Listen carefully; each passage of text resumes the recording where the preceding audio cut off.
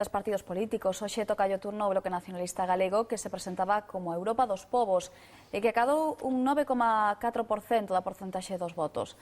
A candidata nacionalista Ana Miranda, en función dos acordos da coalición, será eurodeputada alo menos durante ano e medio. Dende a formación nacionalista recoñeceron que non afrontaban estes comicios no seu mellor momento, pero aínda así califican os resultados como dignos. Hoxe acompáñanos o voceiro nacional do Bloque Nacionalista Galego, Guillerme Vázquez. Moi bons días. Bos días. Que interpretación, que valoración fan dos resultados acadados nos comicios deste domingo? Pois vamos a ver, esa que acaba máis ou menos en síntese vostede de expresar. Nós, efectivamente, fixamos estas eleccións nun contexto que non é por utilizalo de excusa, sino por obxectivalo, non?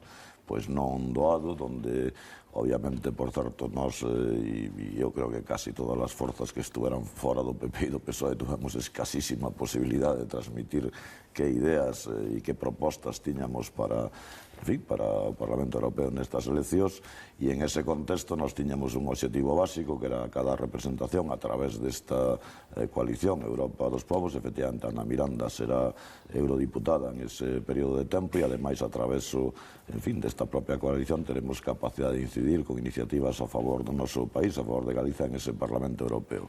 Por lo tanto, sabendo que os resultados non son, desde logo, os que a nós nos gustaría, que non son, desde logo, os mellores posibles, en calquer caso, si temos que valorar como positivo que acadáramos ese obxectivo, que era o que nos plantexábamos antes do inicio da campaña electoral.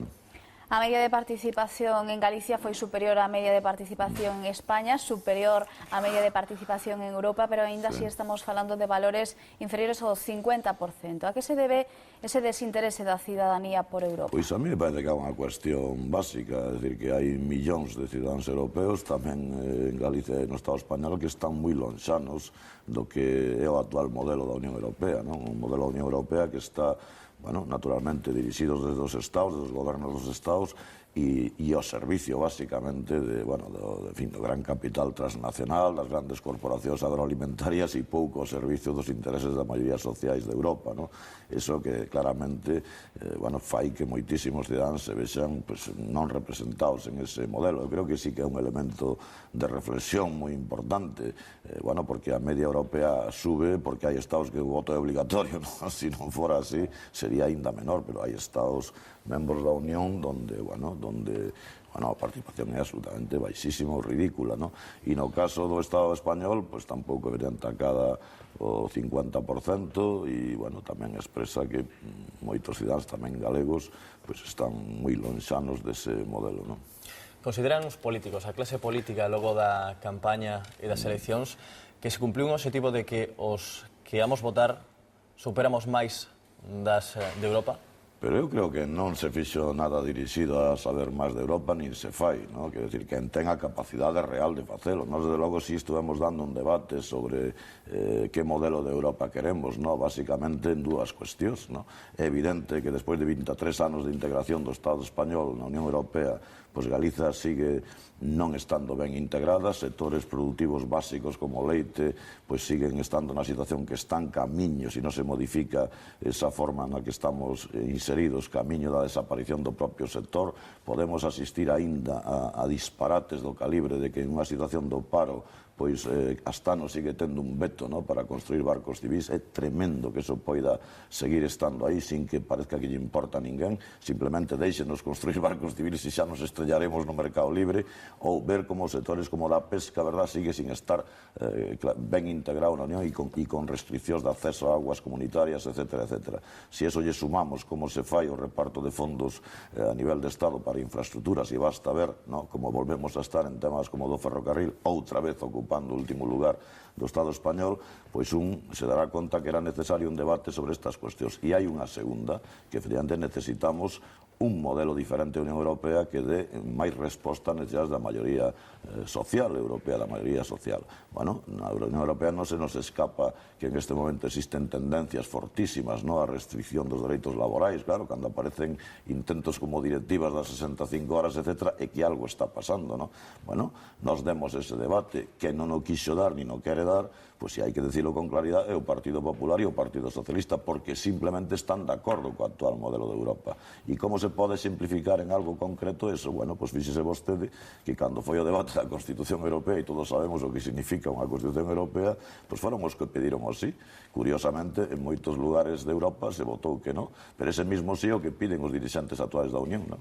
Por lo tanto, claro, efectivamente, quen non quere facer pedagogía sobre Europa? Pois quen ten máis capacidade de facela, non? Nós temos a nosa, de logo nós intentamos facer as nosas propostas e volvo a decir, o campo de xogo, e iso é por objetivar as cousas, non por queixarse de nada, ni por, efectivamente, quitarlle importancia aos propios errores que un poda cometer, o campo de xogo non é igual, tampouco para explicar, efectivamente, aos cidadáns pois que modelo plantexamos cada un, non?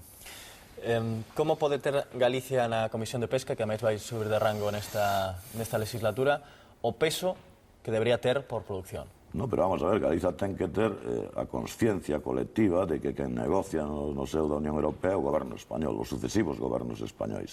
Pero falamos de levar representantes, por exemplo. Bueno, pero espera, vamos a ir por partes, esa cuestión básica, ¿no? Es decir, que quen ten que negociar e quen negocia as cuestións son os gobernos, son os estados, ¿no?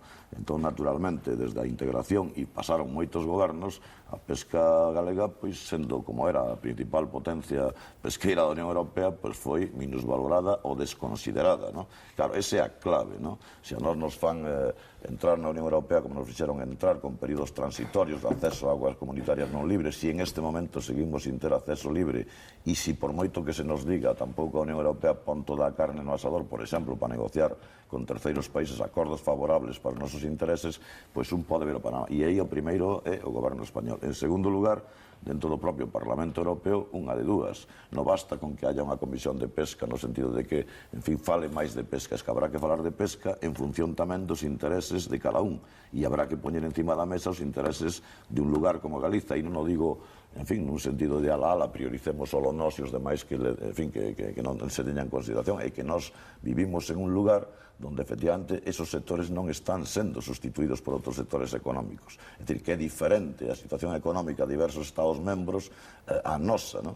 Porque podíamos decir, bueno, pues a pesca efectivamente, pues vamos a facela desaparecer e a cambio, pues hai unha vizosa industria de outro, fin, de outro tenor, ¿no? Pero vamos, Galicia é especialista en eso, bueno, moi ben, pues terá que ser considerada. Pero xa digo, primeiro, o goberno español é o que ten que ter a responsabilidade de modificar as condicións e dentro do Parlamento Europeo non basta con falar de pesca en xeral. Os eurodiputados galegos, naturalmente, os elegidos cando menos por estas circunscripcións, deberían dar un debate non abstracto, un debate en defensa dos intereses propios de Galiza. Ata agora, teño que dicilo, non se fixo, se diga o que se diga, non se fixo. Vamos a ver se a partir de ahora se fai, de logo nos, que a nosa representación modesta, o faremos. Plantexará Ana Miranda, cando lle toque, por exemplo, que Galicia sexa unha rexión altamente dependente da pesca? Pois é moi evidente, nós eso dixemos no debate efectivamente previo, bueno, vamos dicindo hai moito tempo, non? Pero en este debate, o fin del electoral ou preelectoral ao Parlamento Europeo, e naturalmente, claro, que o plantexaremos, nós necesitaremos ser considerados no seo da Unión Europea con algún tipo, vamos a decirlo, de actuación concreta que faga posible que Galiza pues non siga perdendo distancia económica, por exemplo, respecto ao conxunto do Estado e siga sin converxer coa Unión Europea. Porque, claro, vale de pouco decir que se achegou en este momento, que subiu a renta respecto á media europea, cando eso se debe basicamente á entrada dos países do oeste con situacións francamente tremendas. Claro, que lle fai incrementar a unha tal, pero vostede fixese nunha cousa. Se Galiza sigue perdendo poboación, mentras o conxunto do Estado aumenta, algo ten que acontecer que non vai ben. Algo non vai ben. É dicir, porque cando se perde poboación significa, entre outras cousas, que siga habendo emigración masiva en este país, porque hai, miles e miles de xóvenes siguen tendo que emigrar. Falando de pesca, ou acaso non foi unha realidade, non? Todo, casi prácticamente o abandono da costa, por miles de persoas traballando na construcción en Canarias ou onde sea, porque digamos que xa os salarios son tan baixos que nin interesa xa pescar ou simplemente non hai traballo.